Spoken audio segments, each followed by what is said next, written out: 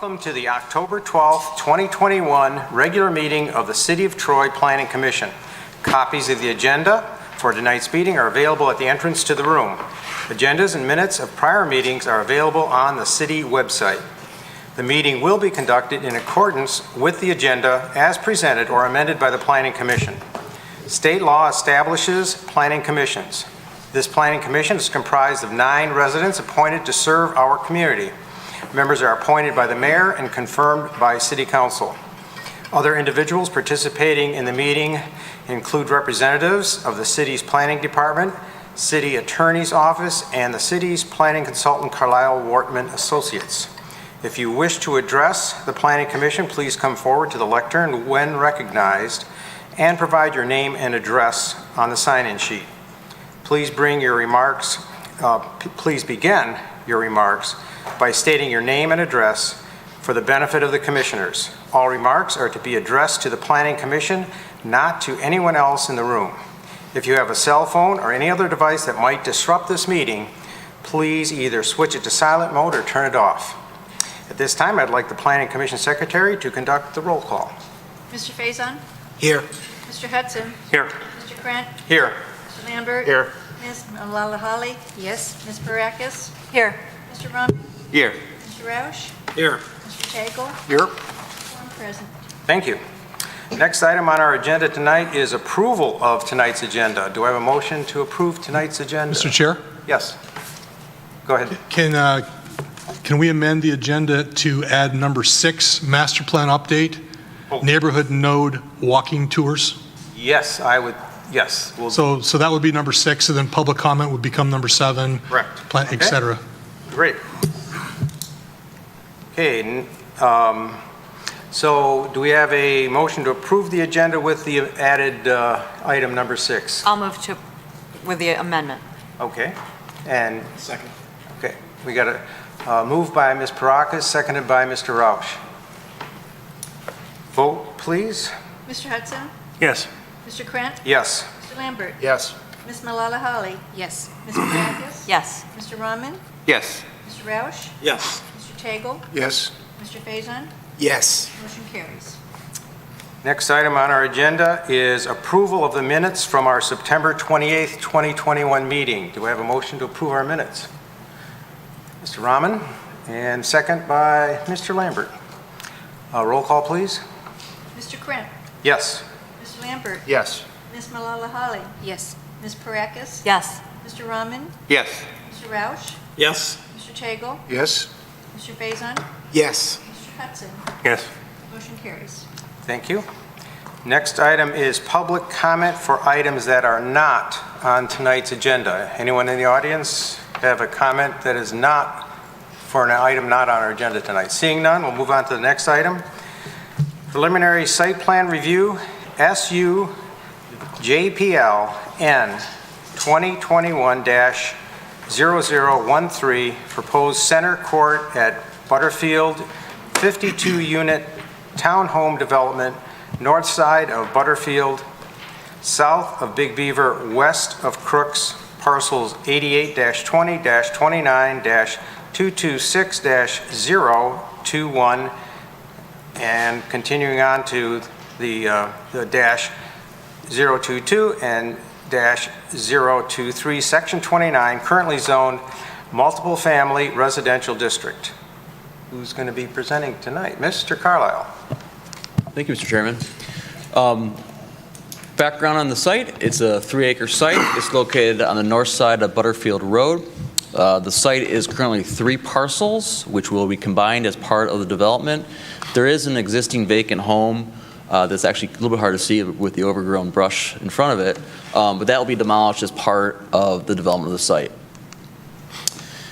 The site is zoned MF multifamily. To the north is Big Beaver zoning with an office use. To the south is multifamily residential with a multifamily residential use. Same to the east, multifamily zoning, multifamily residential use. And to the west is a small sliver of what we in our old ordinance was used sometimes, which was the P parking, vehicle parking, but right now it's really just parking and stormwater management. The site plan is in front of you. It's a 52-unit for-sale project. The 52 units are distributed in 12 buildings on the site. All buildings are 3 stories and 37 feet to the peak in height, and the proposed residential use is a permitted use in the multifamily residential district. With regards to site arrangements, the entire development is accessed off Butterfield and served with an internal private, we're calling a private drive. Garages are all directly accessed off the private drive, and each unit has a 2-car parking garage. 8 of the buildings kind of front the exterior of the site, and then the 4 buildings are interior and front on that interior courtyard area. It does meet all the MF multifamily zoning district requirements. However, we do recommend there should be some discussion about the recreation component as part of the development. Under the MF multifamily zoning requirements, it does require that there is 450 square feet of open space or recreation area for each dwelling unit. This accounts for approximately 23,000 square feet within this site itself.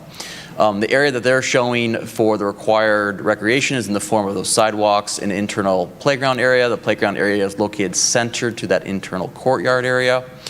We do note that details of that proposed playground were not shown in the plan set, so we don't know exactly what's programmed or planned for that space. We do note that the applicant should add some additional recreational amenities to this development to enhance that area, including landscaping, lighting, or sitting areas. We note that there are no such amenities on this site as shown in the current site plan. With regards to parking, as I know, there's 2 spaces in each garage. Additionally, there are 26 guest parking spaces. We do note that some of the spaces are very difficult to back out of. They require a long backing out due to their location next to a curb line and or a garage. You can see up here, the areas I have circled in red are spaces that require a long back out. So the space is located right here, and this is an entire curb length, the length of the side of a building. So it would require someone to do a very significant amount of backing out just to get back in this aisle and get out to the site. And you can see there's about 8 spaces that require either backing out against the long curb line and or backing out against the garage space. So it's a very significant amount of length that does create some concerns with backing out of those spaces. With regards to landscaping, it does meet all the required landscaping requirements. The applicant is proposing a 4-foot fence that runs along the front of Butterfield and along the eastern property line. There is an existing wall along the northern and western property line that will remain, and all the utility and air conditioning units will be screened with landscaping shrubs. The applicant has submitted a lighting plan. There are no pole lights proposed in this development. All lighting is being proposed via building lighting, and the building photometrics does comply with all the requirements. The applicant has provided elevations and floor plans. The materials proposed include a combination of brick, stone, and cement board siding. I'm sorry, I should go back. This is the elevation that is actually what they're deeming the front elevation. It's the one that fronts on the exterior for those 8 buildings and fronts in the courtyard of those 4 interior. The elevation on top is the one that's front interior of the courtyard, interior to the site from those 8, and it's where you access the garage. And again, the one below is just a side elevation. So a couple questions or consideration for the Planning Commission is we do note the side elevations particularly lack little fenestration and really some lack of some architectural details. And lastly, how does this architecture, material choice, and color relate to the Regions Club, which is directly to the east and and partially to the south? It's a bird's eye view of the site. This is a rendering of the site looking at it from Butterfield into the site. Side and front elevation interior to the site. And that's that central courtyard walking area, pedestrian area. Mr. Chairman, we are recommending preliminary site plan approval with the conditions in discussion with the Planning Commission. The first is provide details of the landscape area. Landscape shrubs to use to screen aggregate equipment be coniferous in order to provide year-round screening. Applicant should add site amenities, revise the guest spaces, and address elevations and materials as directed by the Planning Commission. Thank you. Very nice, thank you. Any questions for our staff? on this item? Okay, I'm going to start there with Mr. Roush, and we'll go this way. Mr. Kyle, you have in the compliance section, in the recreational space complies with additional items. What do you mean by with additional items? The site amenities I spoke about, the site amenities, Yeah, by adding amenities? yes. And when you mean complies, you're meaning that the square footage that they're indicating on their site plan exceeds the requirement? Correct. Although it's not really recreational space, it's grass and sidewalks. Well, that's a question that the planning commission can have a discussion on, and so it is, what's the definition of recreation space? It is walking space that can be used for recreational activities. We do think, though, it does need some significant enhancement to meet those requirements. Okay, and then the next question I have is, that they indicate on their site plan that this is in a flood zone. And I'm not familiar with the flood zone designations, and this was designated X, so I went and looked up the definitions and pulled up the FEMA map for the site. And it appears that this is also in flood zone A across the front of the property. So I know that there's some kind of limitations on being able to build within a flood zone, especially one with a 100-year floodplain, which is the zone A, which is the most, I guess, likely to flood. They designate 23% chance of flooding in a 30-year mortgage period. And the flood zone that's next to my home is made up of a lot of wetlands. So I assume that there's a potential limitation on building within wetlands as well. But I don't see any designation on the site plan for the wetlands, any wetlands area or floodplain. Did I miss it? There is no wetlands delineated on the plan itself. There are no wetlands on the site. And it was, the location, the floodplain was flagged by the engineering department and notes that it will require a FEMA permit and will require potentially cut and fill. The engineer is here tonight to answer any specific questions with regards to that, but it was an item that was identified by the engineering department and may require some extra engineering to the site. Okay, so the building department would require a permit for building within the floodplain? The engineering department, part of detailed engineering, would require that they meet all FEMA requirements, including potential for a FEMA permit. Okay, so wouldn't it be logical, unless I'm missing something here, for us to be able to see on the site plan the area that what they're talking about, so that we would understand whether they're intending to put buildings or improvements within the floodplain or wetland areas? I mean, it seems to me, I thought I saw something in the zoning ordinance requiring that previously, but I don't know. That's my question of you. So typically, those types of details are worked out at final engineering. We're not at that point yet. If due to FEMA requirements, the site plan significantly changes from what would or may be approved by the planning commission, it would come back for reapproval. But we don't have those details until really typically the final engineering standpoint. Okay, so that was part of my question, was don't have the details. Aren't they required to show the wetland areas and there were no identified floodplain areas in their site plan application? There were no identified wetland areas on the site. And that's not the question I'm asking, though. I understand there was none identified. I'm asking you, are they required to identify them in their site? If there are none identified, they don't need to show them on the site. Okay, so you're okay. Well, I'll ask them. Okay, thanks. I think that would be the best. Thanks. Next is Mr. Hudson. Ben, could you get the slide back showing the bird's eye view of the interior of the site? Yeah. Well, no, I think there's one more. One more? One more after that? Yeah, that one. What is the distance from the front door to the center of apparently that sidewalk? 15 feet. It's 30 feet. Okay. No, excuse me. I apologize. No. The buildings are 30 feet apart. No, That's the question. The question, I believe, was how far the buildings were apart, right? Okay, so we've got 60 feet between these two interior buildings. 30 feet. These are 30 feet from each Total other. of 30 feet? Yes. Okay.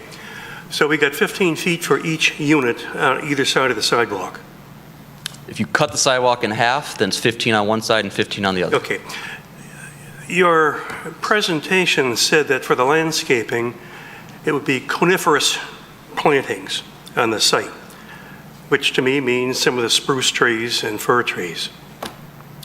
Looking at that distance, when that fir tree is 5 or 10 years old, that's almost going to envelop that whole area in front of the home. And I'm wondering if it's going to be coniferous on the edges and wider spaces, if a columnar or a deciduous tree might be a better tree, at least on the interior of these two buildings. So the only requirement we're having for coniferous are small shrubs around the AC units around the side of the buildings. Okay. So none of the interior landscaping is required to be an evergreen tree. Has the landscaping plan been approved yet? It's under for consideration as part of the site plan. Okay, so there's nothing regarding plantings on the interior of those two buildings. I guess my suggestion is, I think it might be wiser as the years go on that you have a tall deciduous tree in those areas instead of a coniferous one, which is going to be a big spread. Okay. My suggestion. Okay. Okay, thank you. Anyone else? Seeing none, I'm going to call the applicant up for a discussion about your project.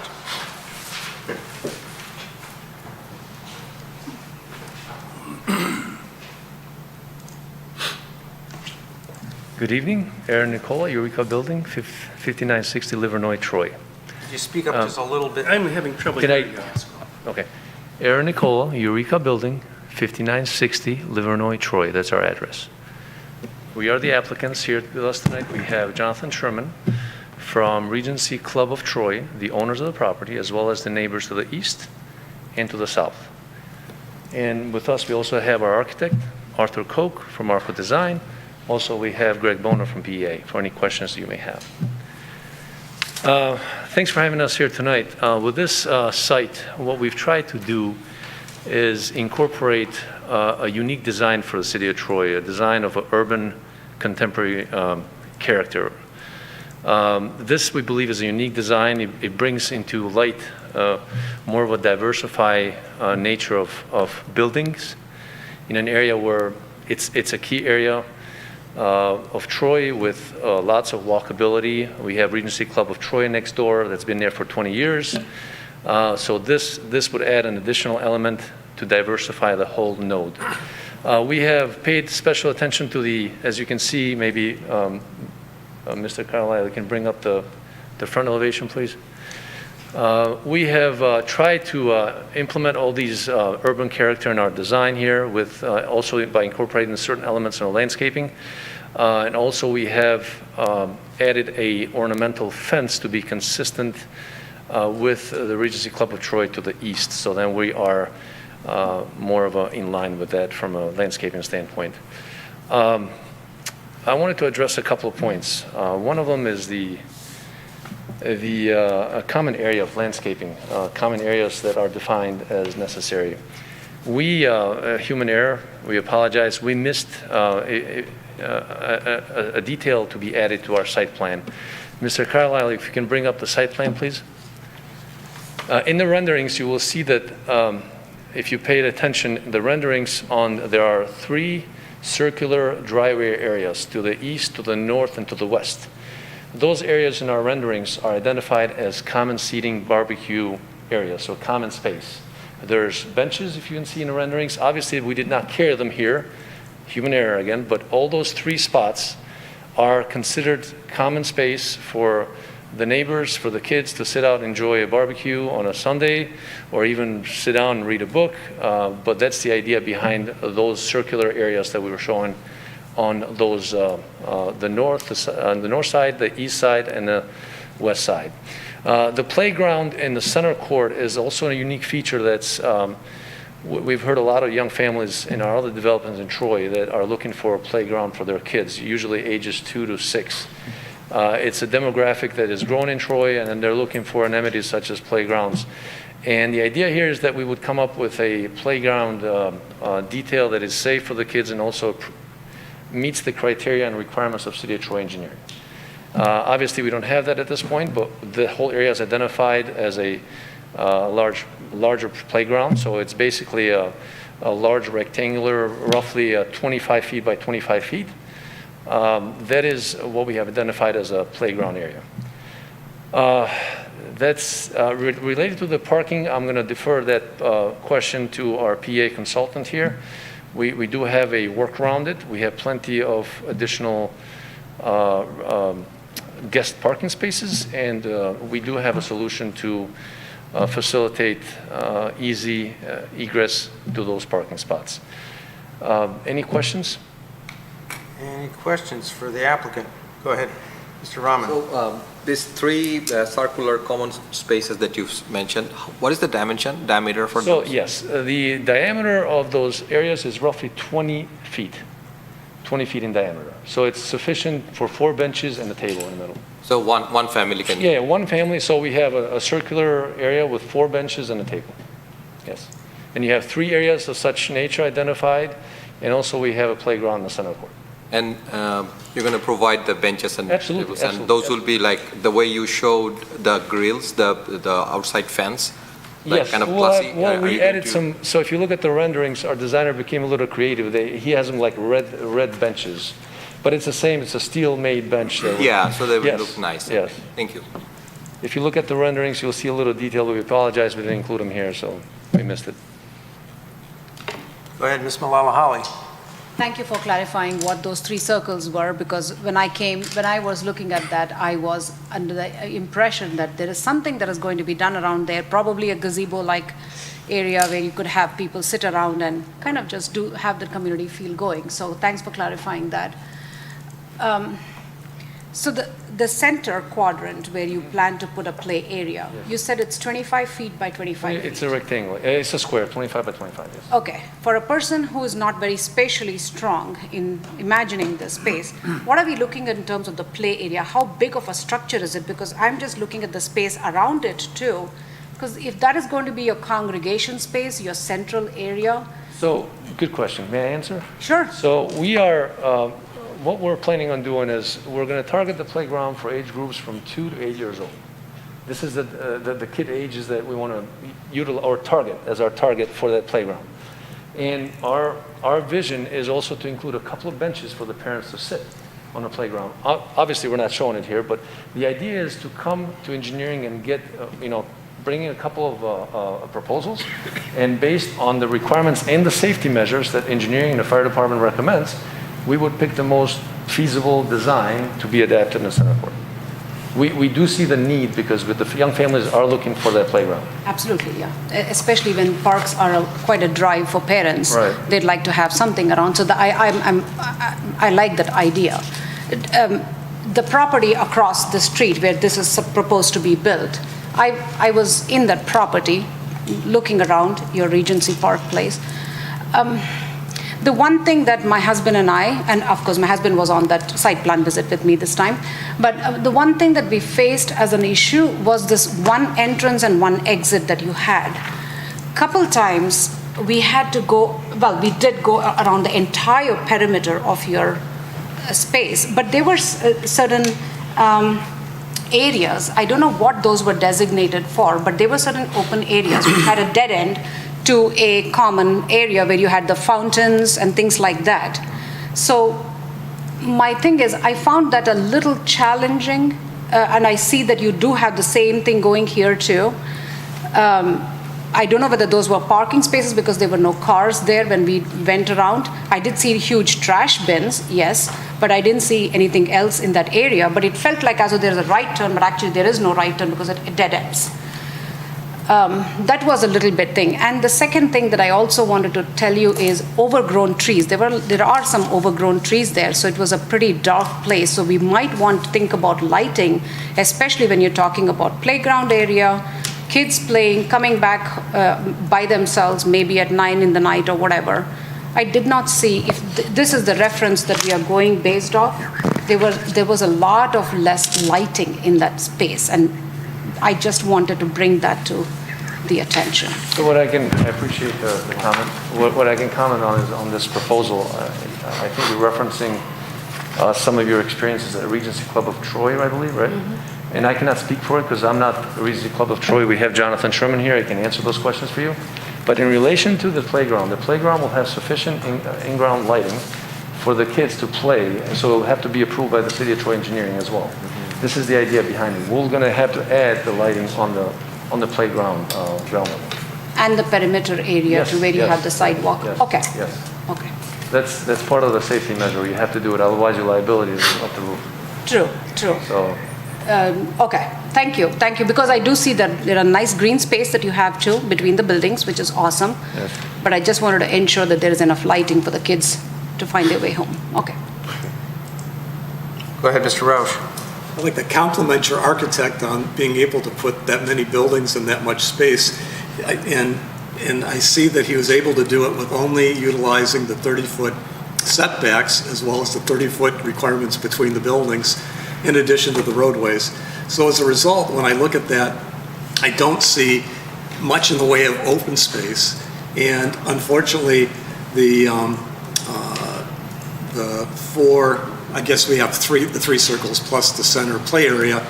I scale out the center play area and it looks like a 20 by 20 square, which is less than the amount that's required for each unit of open recreation space.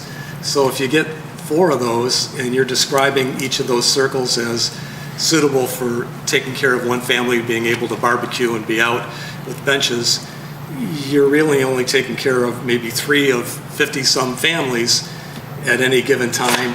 And with a 20 by 20 area for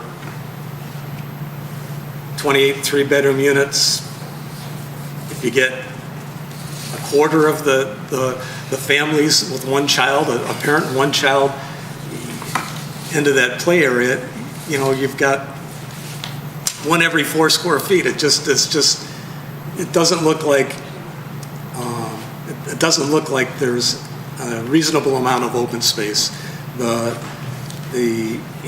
I find it difficult to see how you could, with the current layout, utilize the open space that is the setback areas with the sidewalks running down the middle of that open space. You get 12.5 feet strips on each side. And I don't know how you could, I'm not saying that you can't, I don't know how you could utilize that space to try and make it better for recreational use.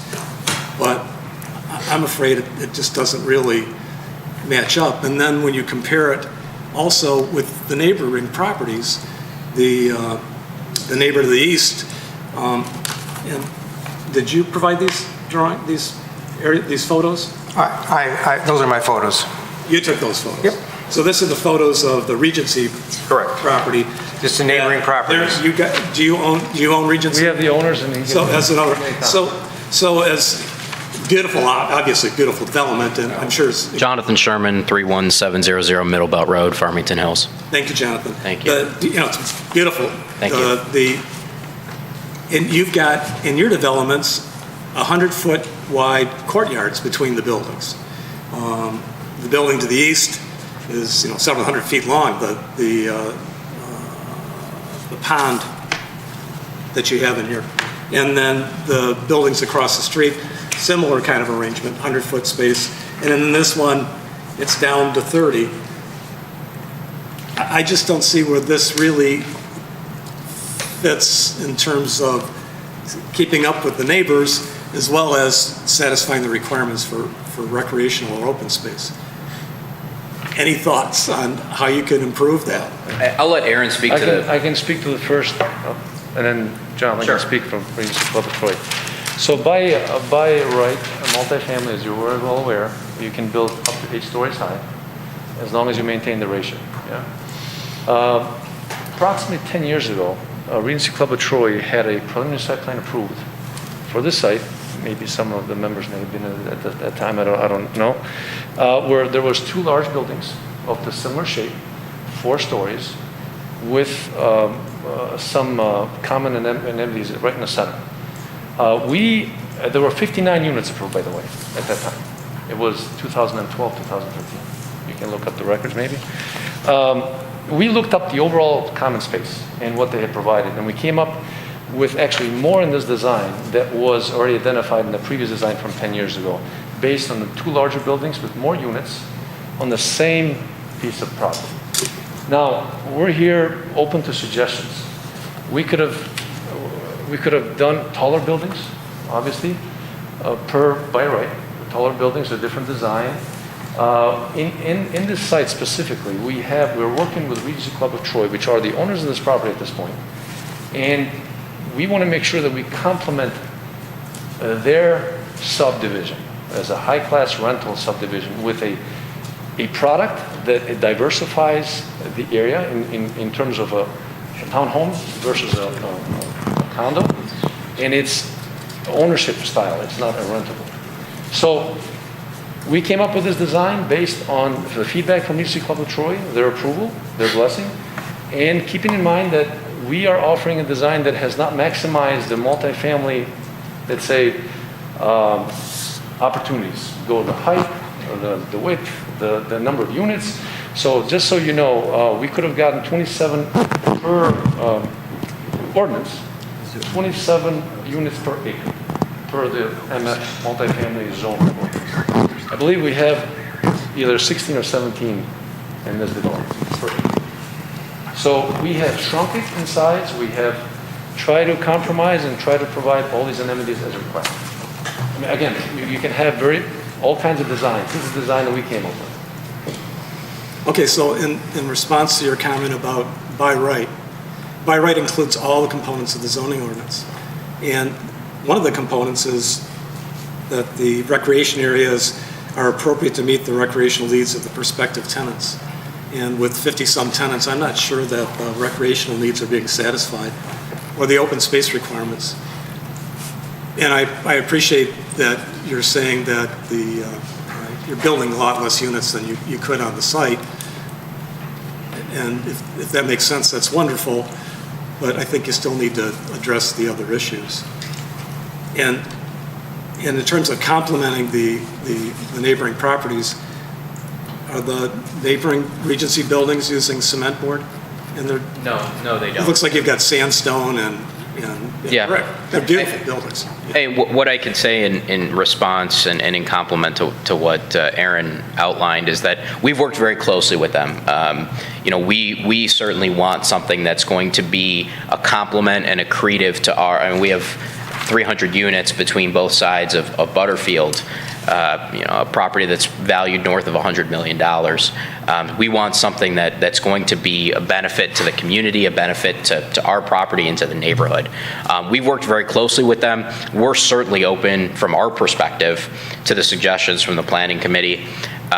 We've gone through several renderings and iterations with them in terms of finished product, finishes on the buildings, the aesthetic, the layout, the landscaping, and we have a pretty comprehensive agreement in terms of what the minimum requirements are between our property and theirs, but certainly open to what the city has to say about that. And it's Great. My next question then, off that topic, I want to go back to the one on earlier that I was asking Mr. Carlisle, and that was with reference to the wetlands and the flood zone area. When I drove by the property, I didn't see any. I saw some areas that looked like they could be wetlands that were in the front where they designated the Zone A, but I didn't see any flagging. I didn't get out of my car and walk the property or anything. So my question is the architect, the engineer, can you tell me if you had a wetlands study done as the property walked? I can speak to it. And we have PA as well, but we inquired with city engineering, City of Troy Engineering. There are no wetlands in the area. There's a strip of 100-year flood zone A. It's based on a GIS FEMA map from satellite. So it's 2-foot elevation, you probably know. It's a strip in front of the property, does not go all the way across. And this goes all the way across to the east of the property, a strip of probably 15 feet wide. We're talking about 10 to 15 feet wide. Don't quote me on this. Troy Engineering has already looked into it. And it goes across Regency Club of Troy all the way across. And then this area, this strip of Zone A, was updated in the maps in 2006 or 2009. It was never there before.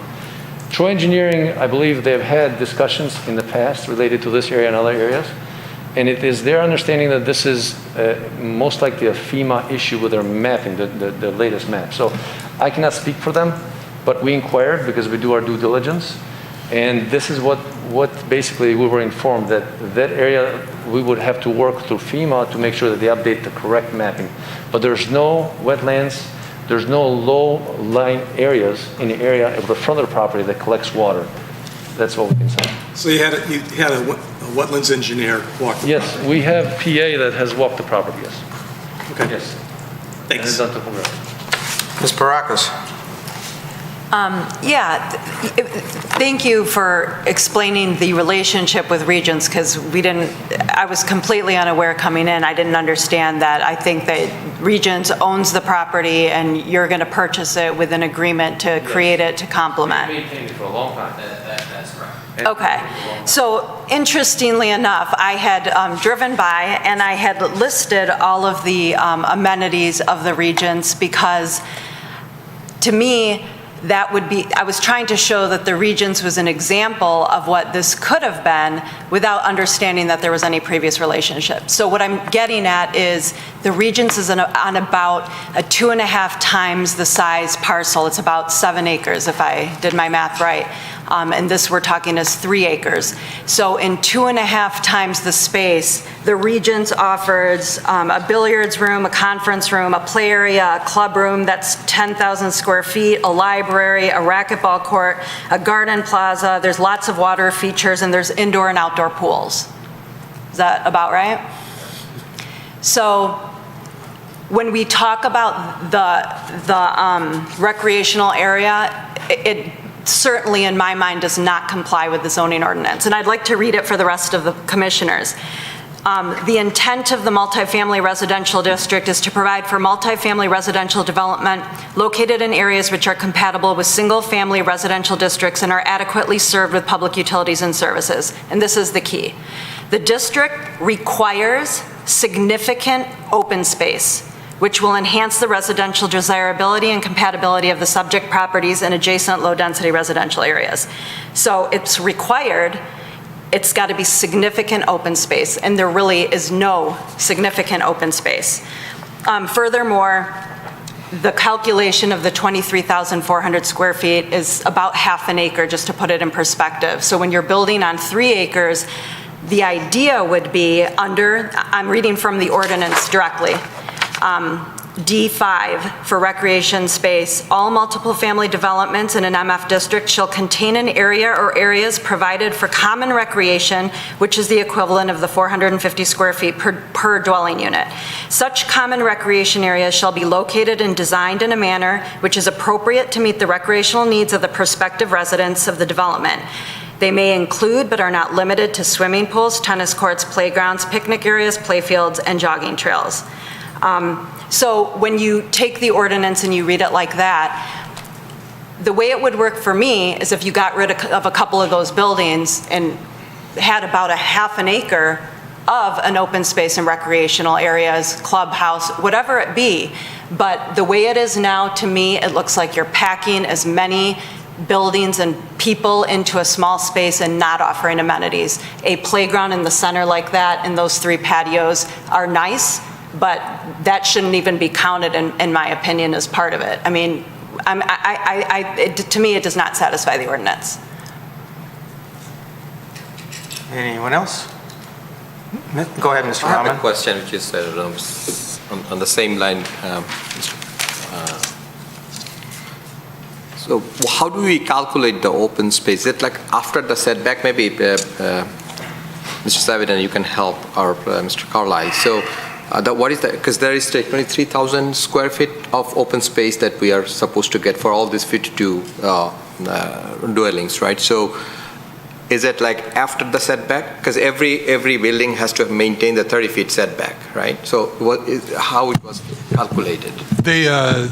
I believe it's in your packet. They showed an illustration that indicated the area that they considered open space for the calculation. And some of that included area within the setback, within the required setback.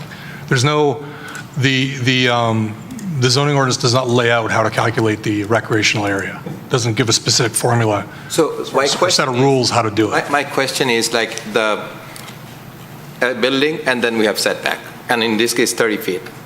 So the recreational common space has to be outside of those, or no? No. Okay, I just want to clarify that, because, if that is the case, then obviously this doesn't satisfy, right? We don't have, So in the report, we indicate that the applicant met the standard of 450 square feet per dwelling unit based on the way that they indicate and calculate the open space. We also indicated that it is bereft of some recreational features. Okay. So we're seeking feedback. Yeah. The standard is 450 square feet for dwelling unit, which, if we are to agree with the way that they calculated it, is, as Ms. Parakis indicated, is about half an acre.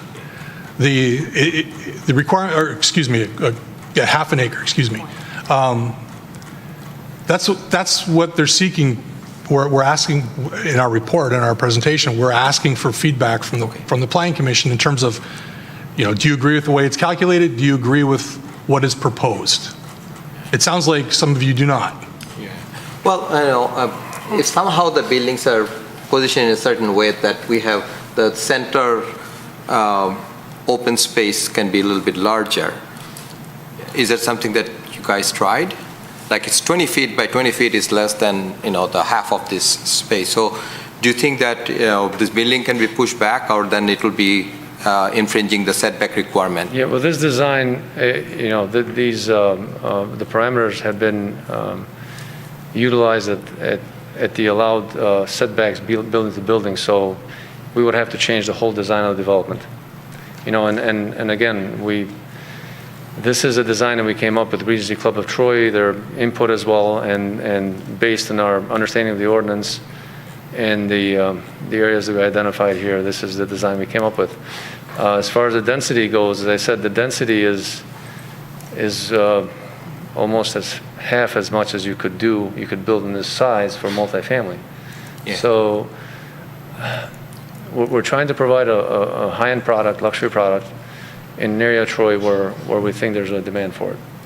No, I mean, I understand that you are kind of sacrificed the building height, and that's why you are, Right. But then again, there is a requirement that there has to be some open Right, space.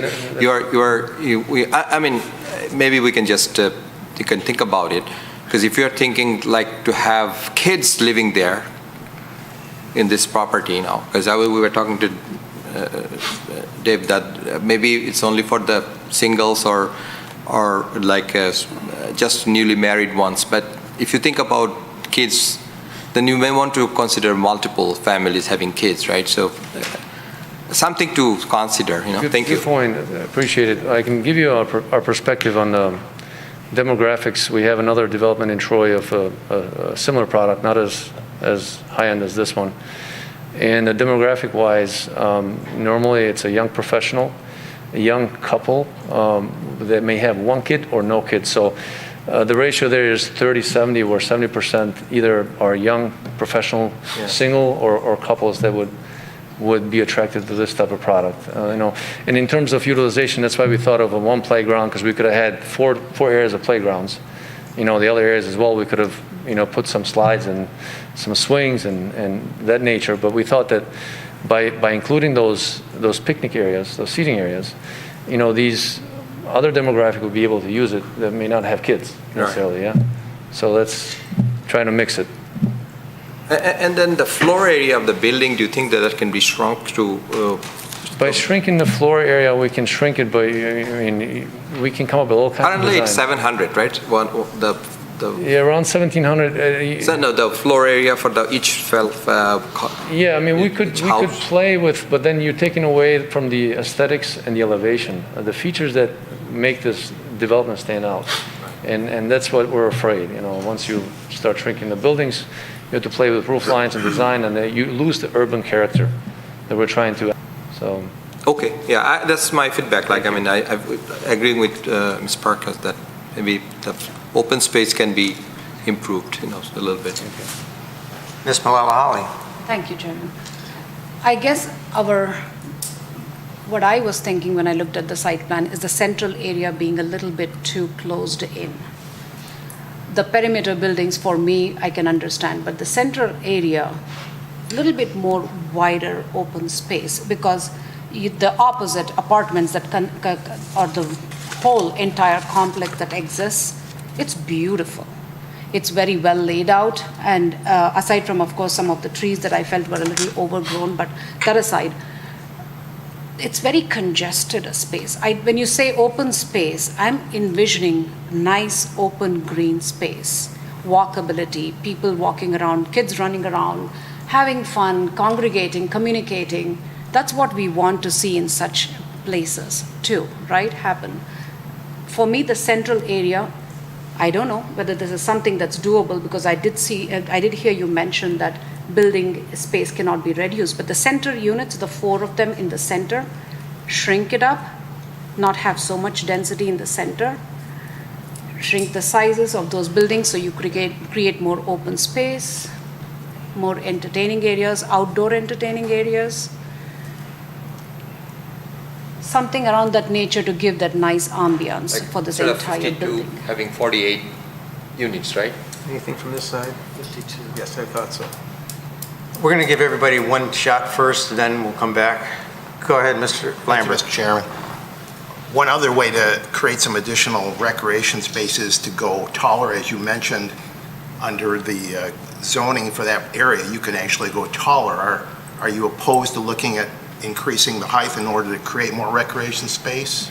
We as we referenced at the start of this discussion, we have an agreement with Regency Club of Troy on certain boundary conditions. And as we do not want to overwhelm the Regency Club of Troy, we have agreed, or the request has been made so we can stay within a three-story building. So we're confined to the 3 floors. There's some requirements that we have to go by in order for the seller to agree and move forward with this property. Otherwise, it's going to be like that, empty. Can I ask the person also who is your parking expert to kind of address the concern Mr. Carlisle had about those guest parking problems or possible complications? Good evening. Hi. Greg Bono, PEA, 2430 Rochester Court, Troy. Mr. Carlisle had the slide, if you want to bring it up, that just kind of identified those particular spaces. So our engineering thought process was most people would make what's called a 3-point turn to back out and go forward. So in the case where, I guess you can pick one of these, but near at the top, near the kind of the vertical building there, so that Mr. Carlisle indicated that person would have to back all the way out to kind of turn this way into the drive aisle. Our interpretation would just be they would just back out and turn around this way and then go out. So from a maneuverability standpoint, it's not unreasonable. But I was just speaking with my client earlier, and you know, I've personally been before you guys with other multifamily projects, and guest parking spaces have always been, you know, an element that's been important to accommodate. So in our opinion, when we were working out through our design with him, we wanted to try to provide as many guest parking spaces as we could. So we had kind of discussed this briefly before the meeting started, and he would be willing to eliminate one space in each corner, and then you could just kind of slide them together so that there would be a little bit more green space in that area there. So we're definitely open to that, but that was just our interpretation of how they would back out of there. So. Thank you. All right. Okay. My pleasure. Go ahead, Mr. Tagle. I have a question for you, Mr. Carlisle. Does this development satisfy the open space requirement? It satisfies the open space requirement from a landscaping standpoint. There's two different, what we would deem as open space, landscaping and recreation area. As Director Saudon alluded to, they meet the square footage from a recreation standpoint. The question is the amenities that they're providing via walking, those walking, sidewalks, the smaller sitting pedestrian areas and the playground, does that meet both the spirit and the intent of what we're trying to achieve here? In terms of an area, they do meet, based on their calculation, they meet that requirement. We are asking to supplement that or increase that with additional amenities, and that's the discussion that we're having here at the Planning Commission level. Okay. I believe I heard the word significant read in the, can we define that for this petitioner? I mean, it's easy to say you need to make significant changes to your plans or add significant area or space. What does that mean? What is significant to me might be different than significant to other commissioners. So can we come up with something more tangible than the word significant? I'm going to interject. One thing I heard in the discussion of the open space or the recreation space are sidewalks. I've never considered a sidewalk a recreation space. I realize people walk on those, but it's really a mode of getting from A to B. If people walk on it for exercise, so be it. But it's not really recreational. I mean, when we develop a park at a Parks and Rec, we don't put in sidewalks and say, "Oh, this is a recreation space." To me, it's like it's an oxymoron. It doesn't make sense to have concrete as recreation space. If it was a meandering walk with wood chips, would that be considered a recreational walkway? That would be, yes. So the difference is the material and the shape, not... I would think so, yes. And the use, because those trails are meant for exercise as opposed to point A to point B, getting from one building to another, or your car. And if they are meant for exercise, there may be some that can't walk on wood chips, and sidewalk would be the preferred And we do have, material. you're right, we do have asphalt paved trails, but they're meant for trails. They're meant for walking trails. They are not meant as part of the utilitarian. So our interpretation of the ordinance is they can't be both. They have to be one or the other. I would think so, yes. Yeah, I don't agree with that. Okay.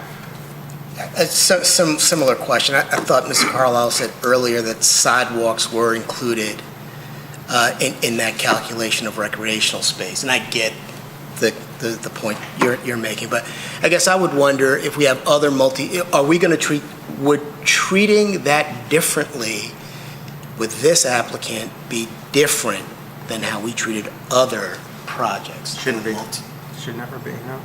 Okay, so if sidewalks are included in the recreational space, then it should be included in the recreational space in this application as well, If there was right? others that included it as like a substantial amount, yes, I would think so. Go ahead. Just being consistent, right? Yeah. We'll show you an area of Regents and what their recreation space is for comparison. May I sit, or is there more questions?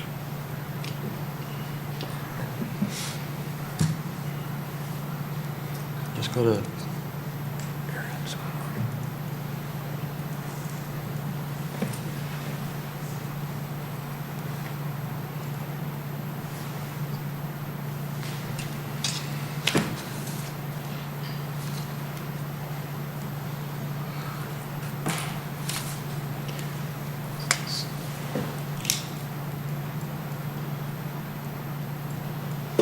So if you look at Regents Park, Regents, or can I have the,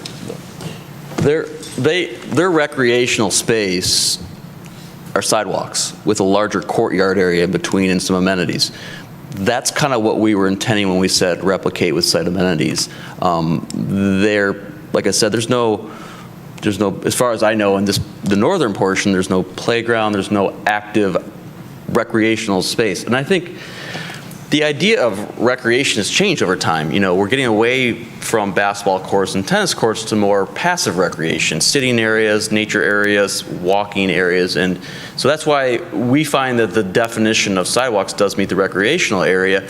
But again, there should be some increased amenities to the site to match what Regents has done on their site as well. Go ahead, Mr. Savina. Yeah, just let me do something here real quick.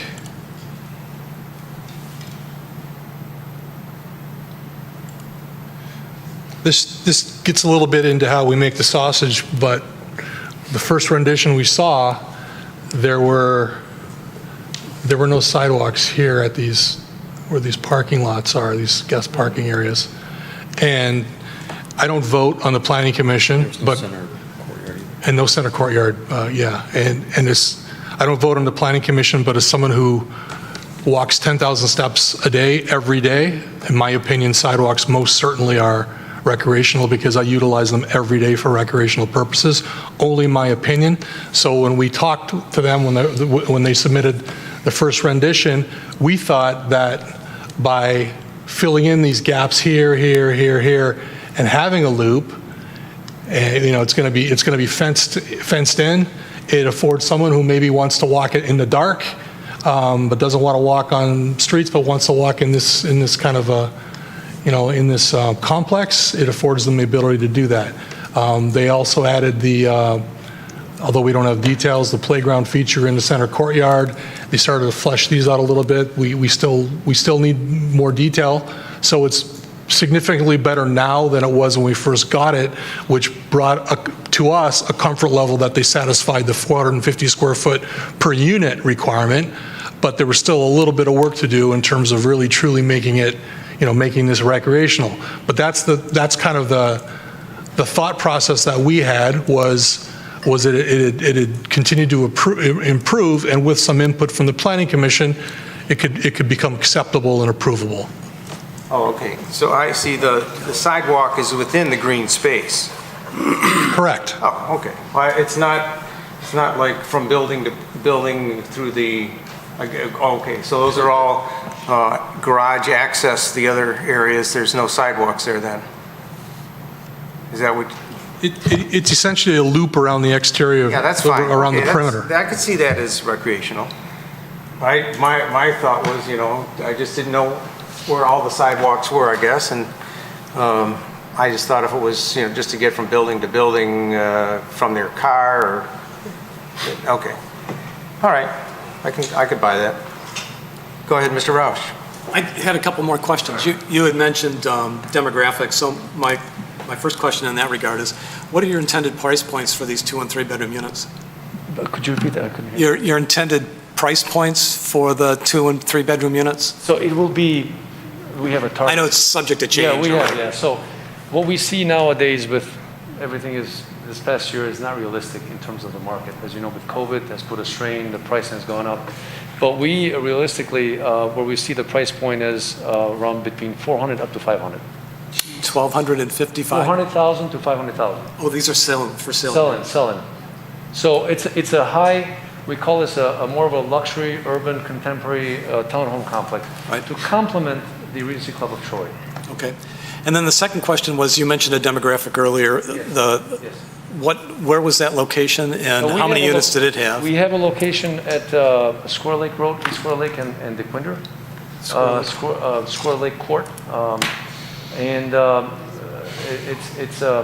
it's a growing area of Troy. We have a node, and there's, I don't know, 60 units, I believe. 60? Yeah. You did it in 2 phases, right? Yes, in 2 phases. And I can tell you the reception has been great for the product.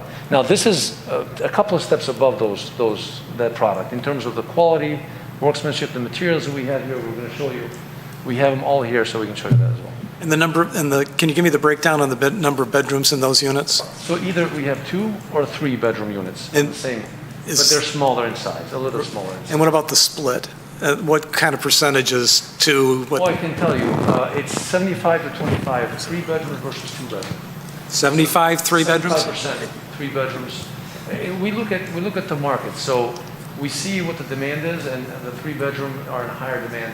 The startup families that want to go, have young kids, professionals, they want to have flexibility to have an extra room for a kid or 2 rooms and so forth. And you said 70% of those were made up of married couples with 1 child, or? No. So the 3 bedrooms are made up of either single professionals or married couples, either or. The single professional sees it as a 3 bedroom unit in terms of, I don't know, their vision would be net returns when he sells it in the future. I do not know that. And in terms of a young couple, maybe they have a kid and the kid needs their own room and they have an extra room. That's what we get from our market research with our clients. And you're thinking you're going to have the same kind of, So the married couples that we have currently, they don't go over 30%. It's right around 25 to 30%. The married couples with or without kids in our current development. And we can tell you that demographic-wise, this is what the millennials are looking for as far as the product, So, so you're thinking that 70% of these units are going to sell to single individuals? Am I getting it backwards? Or single or even couples that may not have kids. You may like the walkability of this area of Troy, the shops. There's a lot of people who want to walk, and we've actually measured, there's almost a mile and a half worth of sidewalk. Yeah, I get that. Yeah, you get that, so that's the idea. Okay. Then that's my questions for you. My next question was going to be back to Mr. Savidan. So, Mr. Savidan, in order to be able to satisfy my opinion of open space, and I look at open space and I see the example that you showed with Regency, where there's 100 feet of open space. There's obviously sidewalk and there's a pond, and then they have the other amenities that could be included, which are mentioned in the zoning ordinance, but you've got segments of open space, not strips that are really narrow, that you can't really, you can walk on, but you can't really do much of anything else. To try and create more open space and still achieve the developer's objectives is changing the distance between the buildings. In other words, making instead of 30 feet between the buildings, are there options to do things like that would be able to create additional space for them to provide open space? And is that something that would have to be done with a variance, or is that not an option at all?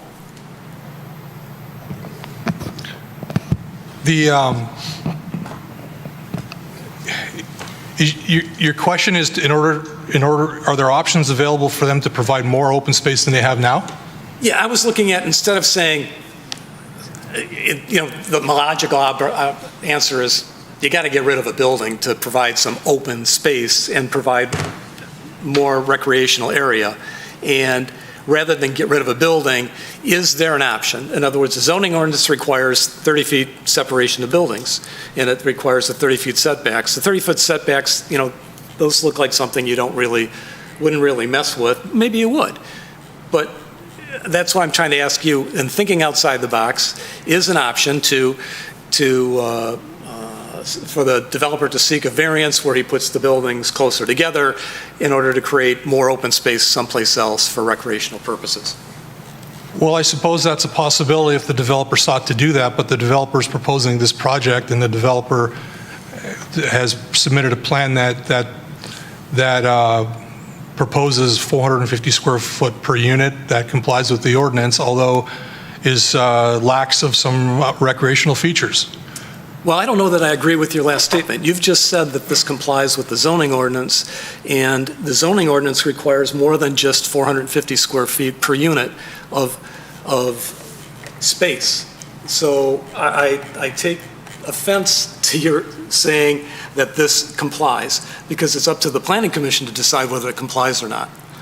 But what I was trying to do is, I appreciate that he's here and he's looking for approval of this plan, but if that's not an option, are there other alternatives that satisfies his objective? That's what I was hoping that you could say, yes, if you went down that road, he could or could not, and it would take this to do so. Well, I certainly didn't mean to offend you when I said that. I did say that they did provide, earlier I said they provided a drawing that indicated the area, they provided the calculation and how they got to where they did, and I did say that they met, based on that information provided, they were still lax on recreational features, but they were here going to be before the Planning Commission this evening to get feedback.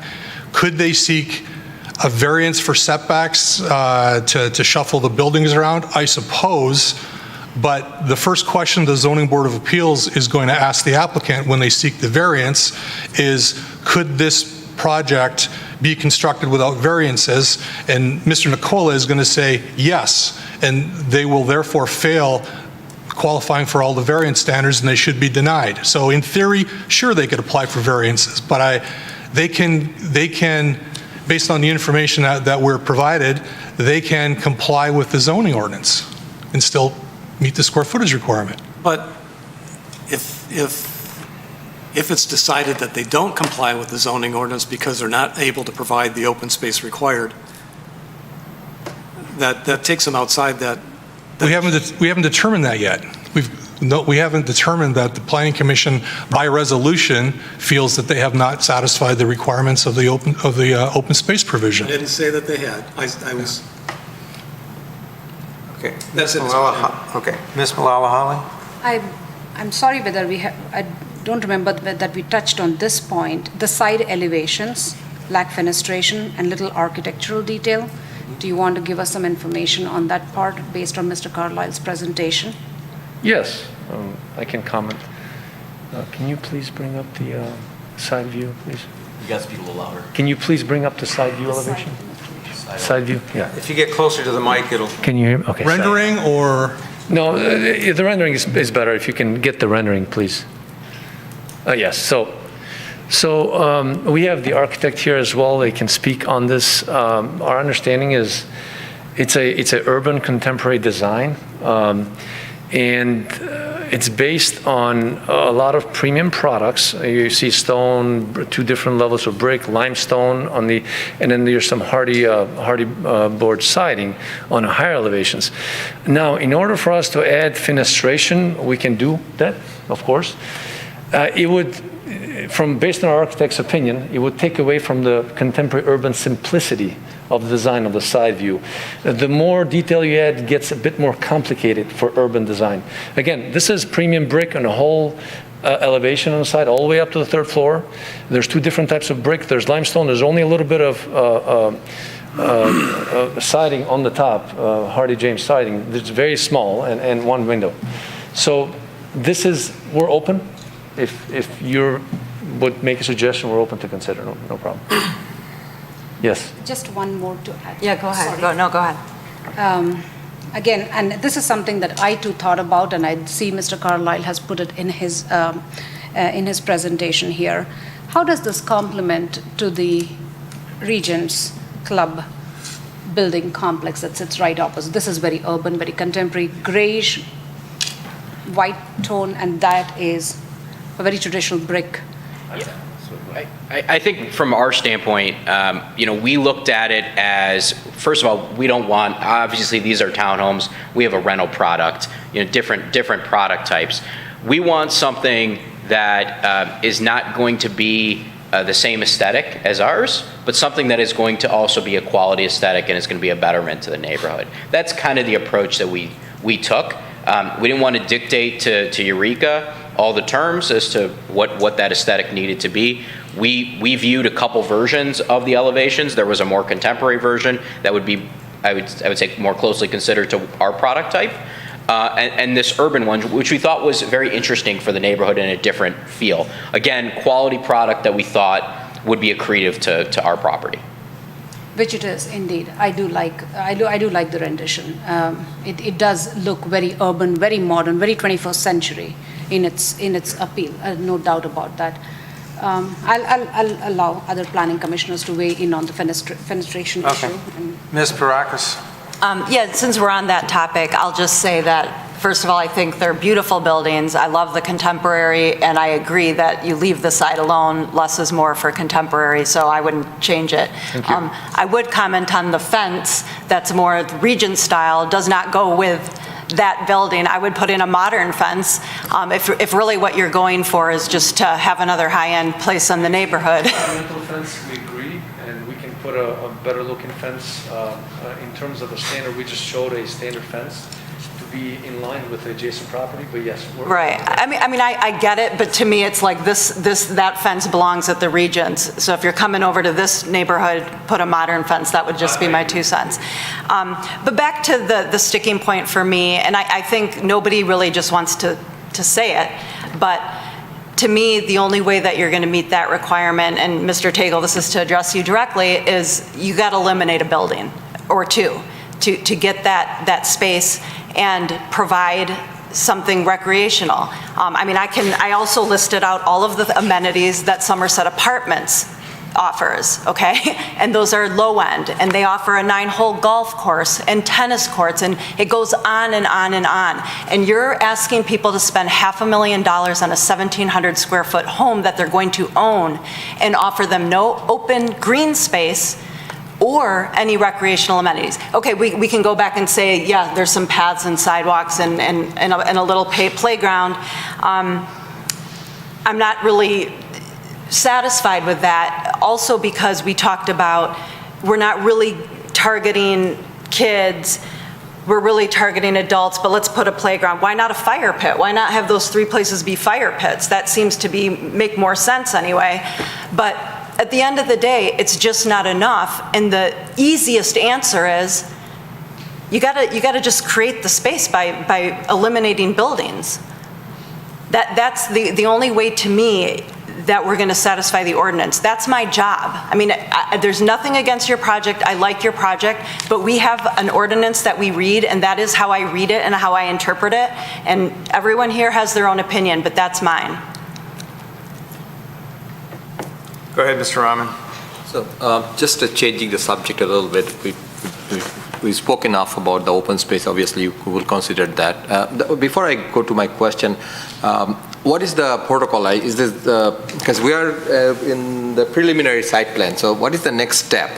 Based on the feedback, is it going to be coming back and give us a better site plan, or what is the next step for this project? That's for the board to determine this evening by resolution. Okay. So my question was, like I said, we approve, but with certain conditions. That's one way it can go, or we just deny it, right? Can approve it as submitted, can approve it with conditions, can postpone it with direction. Okay, so there is the option. Deny it. Okay, good. The second question that I have is, can I take a look at the garage side elevation, please? Because I know that these 3 sides are pretty good. There's a rendering, I believe. I think there is one rendering. There's a rendering, I think. I didn't put it in the presentation. Okay, so I don't think the garage side is as sophisticated as the other sides. Do you agree with me? So you can see a corner there on the garage back. We have a balcony on the garage, has a small balcony. Mm-hmm. We also have a combination of brick and hardy board siding with different elevations in the roof line and hip roof, and also the colors to match the colors of the side elevation. If I'm looking at a picture, which maybe Mr. Savidan, you cannot pull up, but I'm just thinking, yes, this is only the wood or maybe vinyl? No, it's not vinyl. It's hardy board. It's cement board. It's more robust product. It's not vinyl. I can show it to you. We have it here. It's the cement product. Yeah, I know, but still, it doesn't go with the brick and mortar, those kind of sidings that you have for the other side. So is that something that I would recommend if we can improve it, if possible, We're open to okay. Yeah, that's I just my input. We've used this as And then I would refer to Mr. Tagle on this subject, because you're the expert on this, because I felt like that's not as nice as the other sides, so. Well, if you're asking me for an opinion, I will tell you, if you look at contemporary design today, from anywhere in the country, this product is used a lot. Oh, really? Now, this product is used maybe in color or with different, there's trim that comes with it, but it is a product that's been used quite a bit lately. I would say in the last 5 years, 3 to 4 years. Maybe when I see it, because it looked on this, it looked like in my backyard in my house. I always hate that because not all brick, and I said that I wish we could spend a little bit more money to make it all brick paneling. I hope we, at the end, don't get something like that. So that's basically, but you might be right. Well, I guess my point is, the product in and of itself has been used in contemporary applications. How it's used here, could it be improved to be a more contemporary look? Possibly. Yeah. So it doesn't look like we've plastered a siding material from one end of the building to the other. Yeah, so that's basically, and you are in the board, so I know that you will consider that, but I just thought that, something we need to discuss and, at least request you to, We can. give some attention to make it improved. Thanks. Go ahead. Yeah, I just want to go back to the fenestration on the end elevations. On this side? Which would be right here. Yep. You feel if you added more fenestration, more windows, it would take away from the aesthetic of the building or the contemporary aesthetic? I just want to try to understand that. Because the consideration is not only how it looks, but what it does to the inside of the units, bringing natural light into the units as opposed to having a blank wall.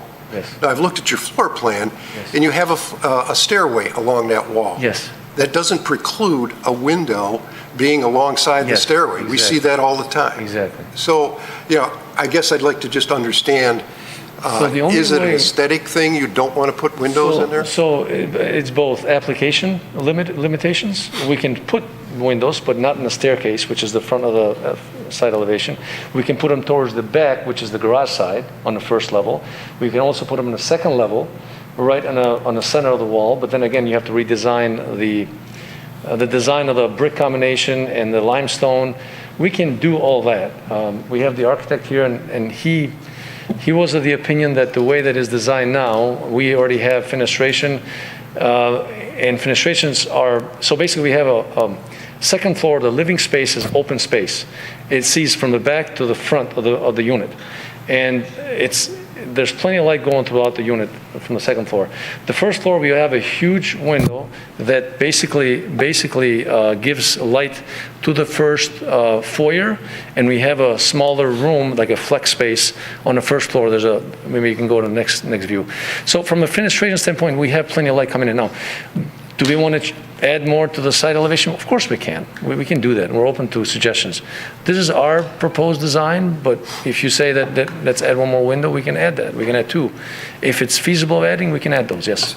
Well, in my professional opinion, it's very feasible. Yes. In my opinion, it would enhance the inside of your second floor. Second floor, I agree. Yes. Agreed, yes. And we can add one window for sure, yes.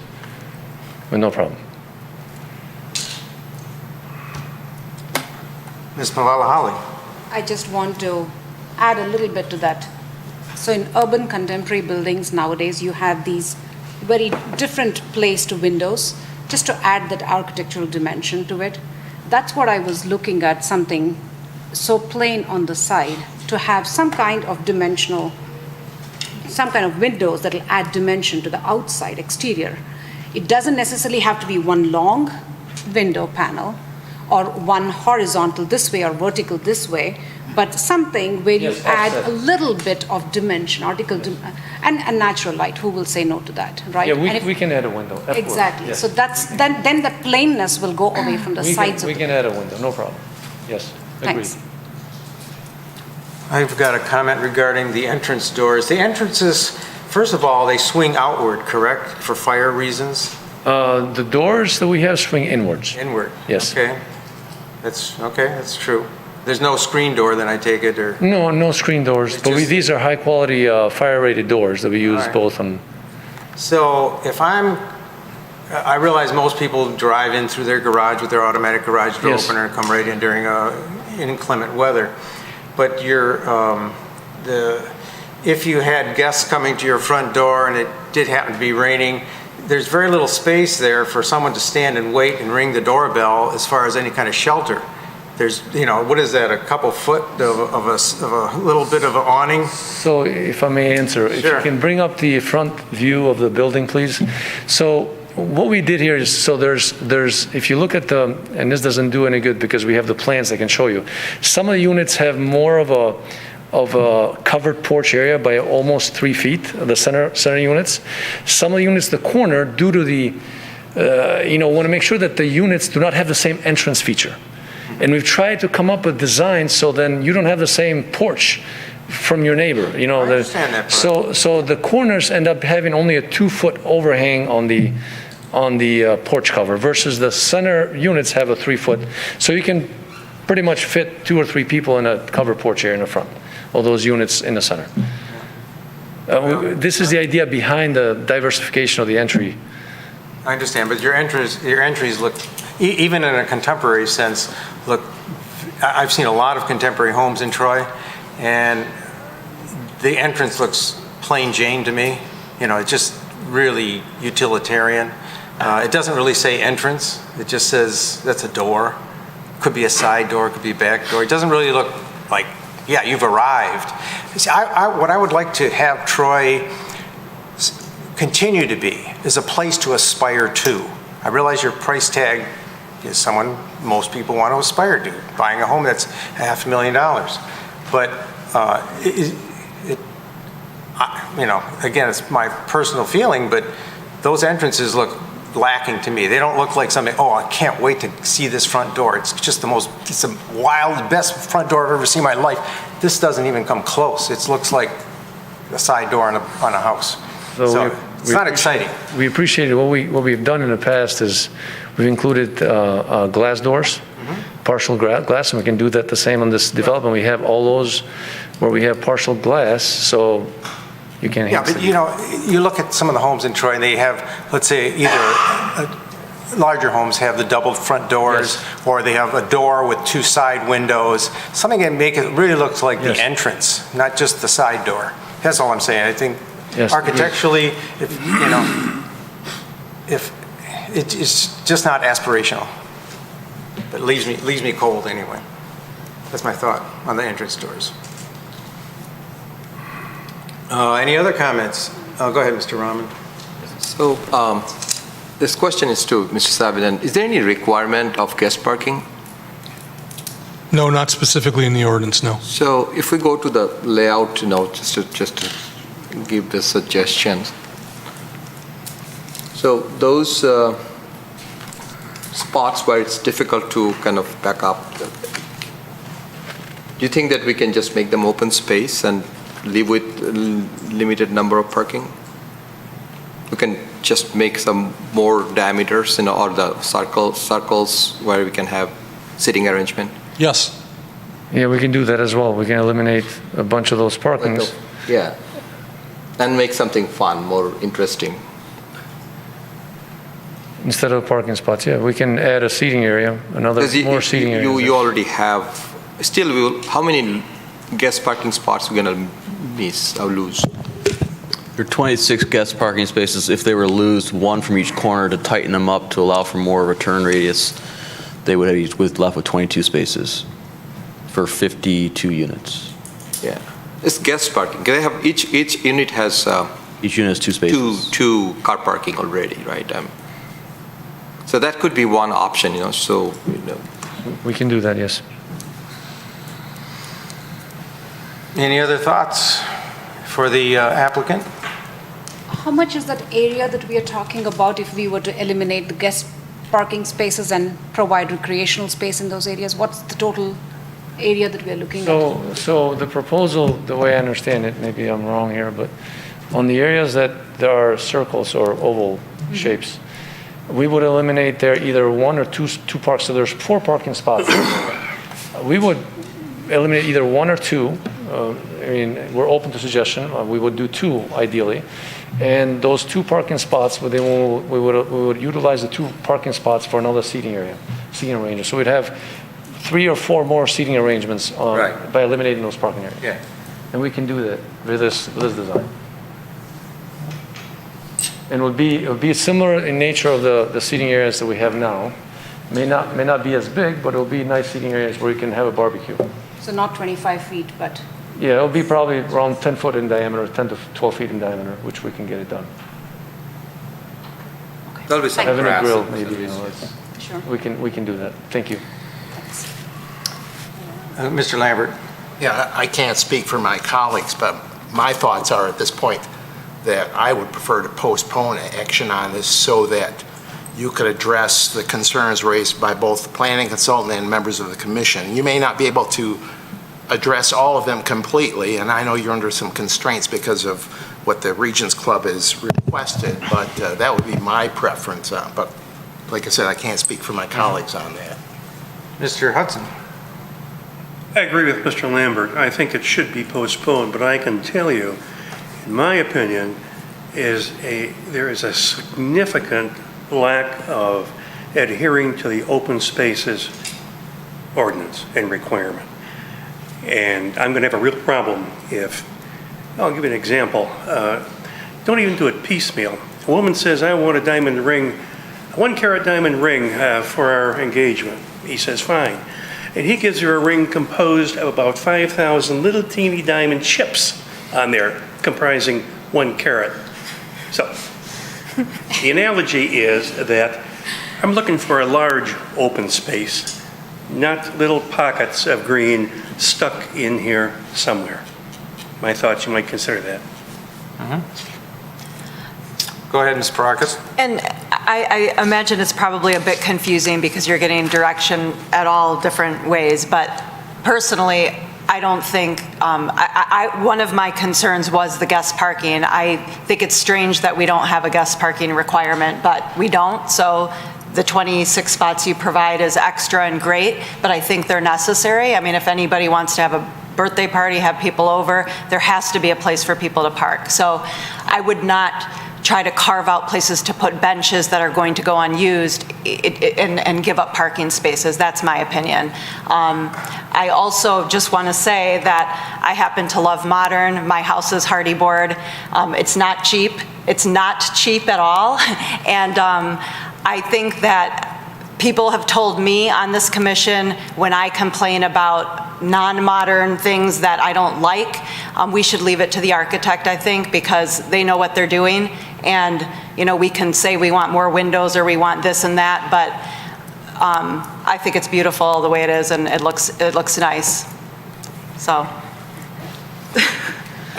I just would like to add that Go ahead, Mr. Roush. Shagel's comment that on the windows on the side of the building, it really sure breaks up that side, especially when you have that many in a row there coming in off the entrance. It would really break it up and make that one flat space look nicer, in addition to what it does on the inside.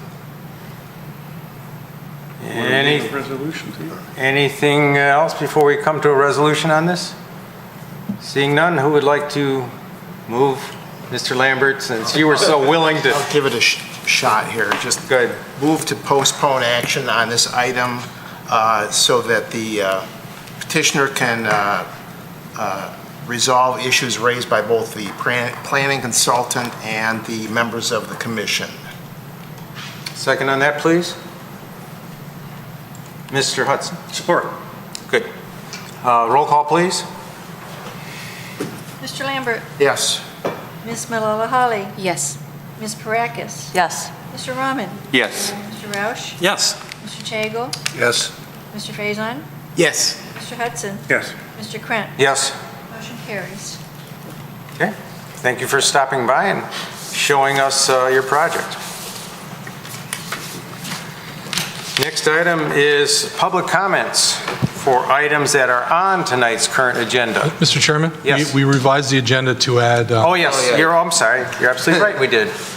Looking at the paper instead of my thoughts. Next item is a review of the master plan. Oh, I'm sorry, the nodes. Yeah, which is part of the master plan update project. I emailed the planning commission about within the last week or so with dates for the walking tours of the 6 neighborhood nodes that we selected to visit. And for those watching at home, we're going to try to do 2 per night, spread over 3 nights for the 6 nodes.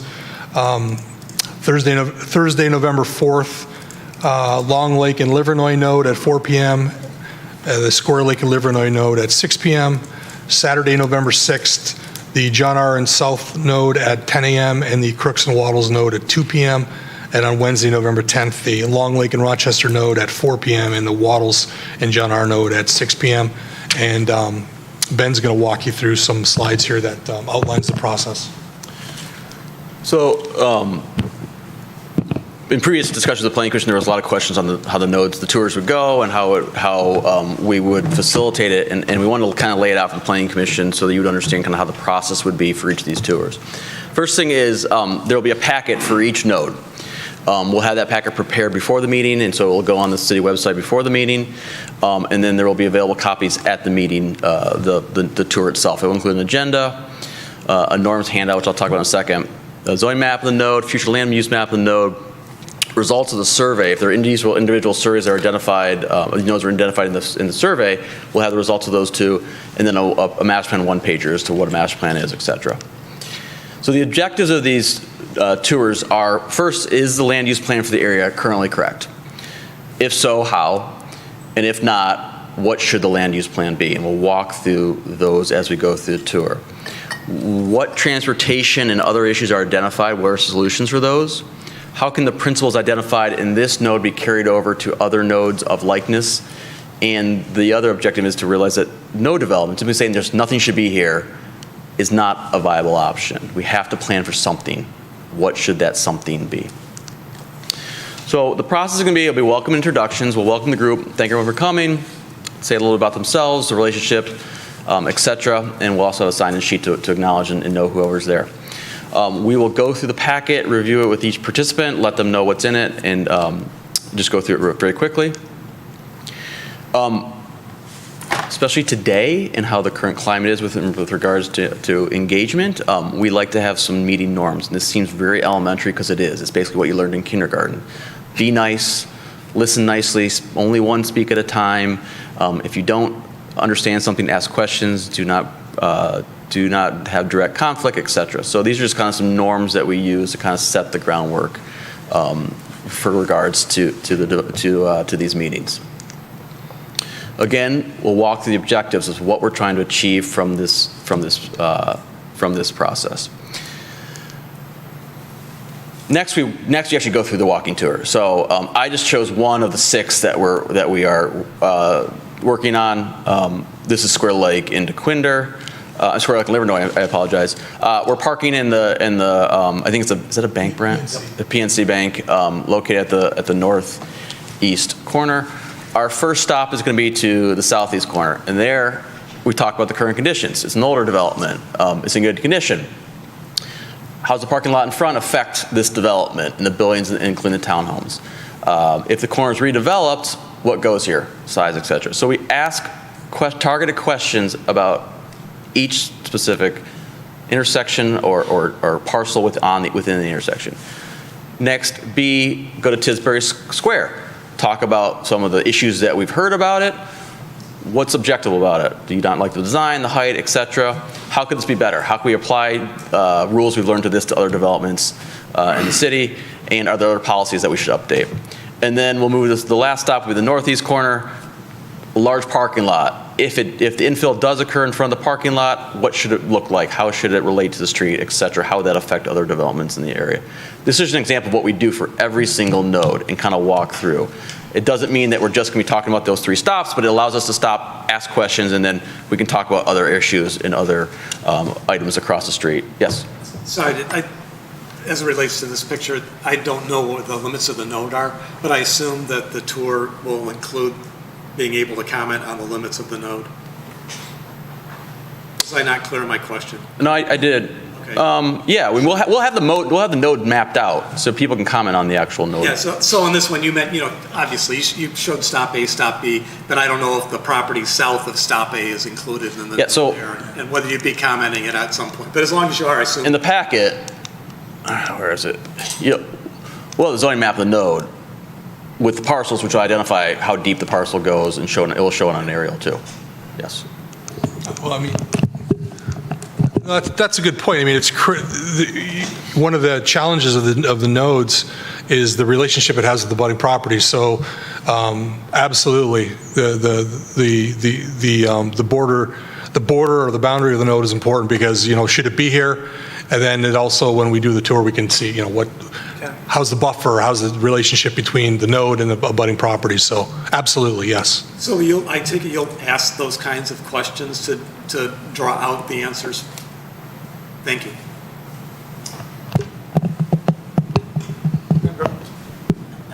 Any sense of how many people you think will be participating? No, we're debating if we want to have people RSVP, not because they if you don't RSVP, you can't come, just so we have a better sense of how many people are going to be there. And part of that is, we've learned through doing this that facilitation is, there can be a cap on the number of people you want to have in one facilitated group. So if we know we're going to get 30, 40, 50, 60 people, we're going to have, multiple facilitators to lead different groups through the different tours. So we know one's going to get a lot. I think we all know which one that is. The other ones, I don't think we have a very good sense at this point in terms of what the attendance is going to be. But we will plan on having multiple facilitators at all of them so that if it gets big, we can take out in multiple groups. Got it. Thank you. Yeah, go ahead. Procedure-wise, these discussions after we've done the viewing and gone through them, is it going to be at the site? Will it be back at City Hall, Civic Center, or someplace where everybody can hear a question and have the facilitation done? I think it'd be too hard to get people to move from this site to another site, so we're going to try to do them on site in the area where we're parking. Really? I think it'll be too difficult to get people to move to another site after the tour to have a further discussion, but we'll summarize everything we hear and I'll talk about the next steps after this about what our results are going to be. Seems to me that's going to be a difficult facilitation in the parking lot of the PNC bank or in front of Kroger's. Wasn't there some spot where part of the facilitation is not the conclusion, it's each step as you go through. I know. Are we going to lose these people going to different nodes so that we don't have one cohesive audience or participants in discussing this? I guess I'm kind of confused as to how this is going to work in reality after we're all there at these sites and walk through and everybody's done their homework and maybe ask a few questions. But we're doing 6 total, 3 days, two each day. So we're not doing all 6 in a row. Well, I understand that. So we'll do one node, 2 hours, discuss. So you're going to segment them, one group and one node, period. But you're going to do it at the site. I don't expect every single person that's interested in every single node. I don't expect everyone to come to all 6 of these nodes. I expect people that are interested in that particular node to come. Planning commissioners may come to all 6. Some public may come to all 6. But I assume that people that are most interested in proximity to one of these to their node will come to their node individually. I agree. But if you've got 15, 20 people on this tour, that's manageable. What if you get 40 or 50 people who are interested and go through this? It's going to be unwieldy at the site. That's why we have multiple facilitators, Mr. Hudson, and we'll break them into groups and do individual on 10 or 15 at a time through the group. We are all busy. We all have lives. So it'd be great if every planning commissioner could go on every walking tour. But realistically, there's a chance that we don't see all 9 of you at every one of these. You can go on your own, visit on your own, walk around, and then the findings of the visits will be shared. And this isn't the last time we're going to talk about these nodes, obviously. This is the first time, really. We're going to focus. We're going to bring it back with all the information, the input that we garner from the Planning Commission, from residents, and we'll discuss it. And it's a process. And this is the first step of a process. Would you prefer that we all come to each node? I'm not going to say no to that. I mean, we'd love, but realistically, I mean, you're probably priority A1 is the one that's closest to where you live, and you'll try to fit in all 6. But if you can't, again, you can still go to the nodes, and we can share the packets with you so you have them, and you can still, moving forward, can participate in discussions for those nodes, even though you missed the walking tour. I'd like to be at each one, and I would hope we all would. Mr. Hudson, to your point, it's, certainly there's some trade-offs. We find actually being on site, walking, asking questions, facilitating as you go is much more informative and participatory than having a convenient meeting like this, frankly, in City Hall and trying to kind of do it by area. Well, I don't dispute that. I would think if the group was so large, it would be impractical at that site to do this. It's impractical if we only have one facilitator doing this, but we'll have multiple facilitators if it gets large that we'll break it into manageable groups. You're going to have them ahead of time? Mr. Hudson, you have to register. I guess you're going to have to wait to see how many show up, to see how many facilitators you're going to use. We will not lack facilitators. Really? Okay. Yes. We've done this before, Mr. Hudson, we have done this before, so we can. I think Mr. Hudson wants to be a facilitator. No, I don't. If we don't have enough, Mr. Hudson, we'll certainly put you as a facilitator. You may not like what you see, if that's the case. So, as a wrap up, by groups, if we have one group, that's great. If we don't, we'll do multiple groups. What are your thoughts and impressions? What was different in different places? What should be preserved? What should be improved? What should be changed? Based on the land use plan and the zoning, what changes should we see? And then how can this be applied to other parts of the city? And then we'll obviously thank everyone for coming. And the next steps, based on this, the conclusions, we will do a detailed summary memo and conclusion report that will be drafted and shared with the Planning Commission and City Council for review. That will also be shared on the city website for public comment or distribution and comment. And then also we are planning on having a joint meeting with the Planning Commission and the council to discuss these findings and use that report as the baseline for discussion. I think that's it. Very nice. Thank you. Yep. So Go ahead. can I ask, is my understanding that city council will also be invited and be coming on the walking tours as well? City Council has been invited. They've also noted that there will be a separate time for us to have discussion with City Council on the nodes as well. And so I'm not sure if they'll be coming to these or not. And is the date set for that meeting? I thought I saw somewhere it was like November 13th or something. The joint meeting? Yeah. No, That's a strategies meeting. It's not this. Oh, it's not this. Okay, thanks. I have a quick question, Mr. Carlisle. The agenda packets, did you say that they're going to be made available on the day of the tour in the parking lot where we gather before we start the tour? Yeah, we're having an advance. We'll have them on the city website before the tour, and then we'll also have them ready. We'll have printed copies available at the site itself for each tour. Thank you. You send us a notice when it goes out to the city website, so we'll have access to it. Yeah, that's a good idea, yeah. Thank you. Anything else on that subject? Seeing none, move on to the next item. Number 7, public comment for items on tonight's agenda. Seeing no one in the audience, I'm going to move on to the last item, is the Planning Commission comment. I'm going to start with Ms. Malala Holly and just wrap it right around. None, thank you, Chairman. Go ahead, just go ahead. I don't have to introduce you. No comment. No comment. I'm all set. Not for me. No comment. Nothing for me. I'm fine. We're adjourned.